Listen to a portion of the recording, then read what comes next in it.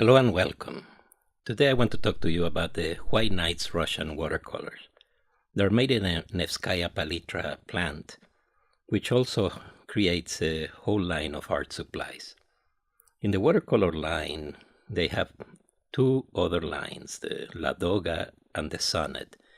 The Sonnet is the student grade or studio quality, and the Ladoga is like the mid-range one.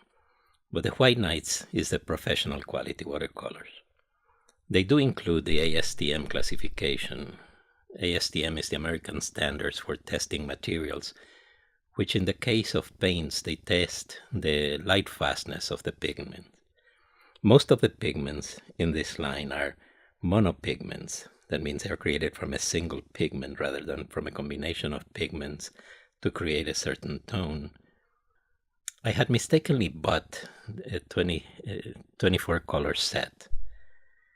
But the distributors were kind enough to let me buy the individual pans for the difference and so that I could complete the 36 color set. It is always fascinating to see a brand new set of watercolors. It's almost a shame to spoil the pristine condition of the set.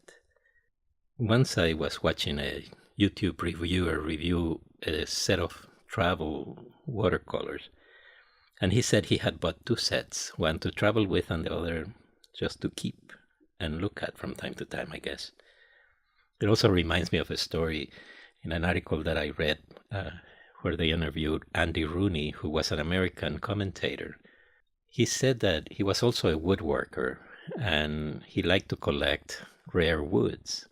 And one time his wife came into his shop and looked at one of those rare planks of wood and said, "What are you going to build with that?" And he said, "I may never build anything. I just enjoy looking at it." I guess it's the same for us artists. We just enjoy looking at our art supplies sometimes. I heard a photographer once say that it would have been cheaper for him to be a heroin addict because photography is such an expensive hobby. Luckily for us, art supplies are not quite as expensive as photography supplies. In the set that I bought, I decided to order 2 extra burnt siennas and burnt umbers because those are the paints that I use the most. Also in this particular set, there came 2 colors that are fugitive. That means that they don't have a very good light fastness. The orange lake and the violet. However, I can mix them from other colors. This is still a wonderful set, and 2 out of 36 is not bad.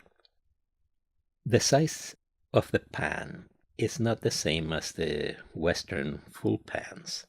They are a little bit smaller, but they're supposed to have just about the same amount of paint in them. Here's a quick made-up scene to try the paints and to honor the makers that for the last 80 years have been created these wonderful pigments.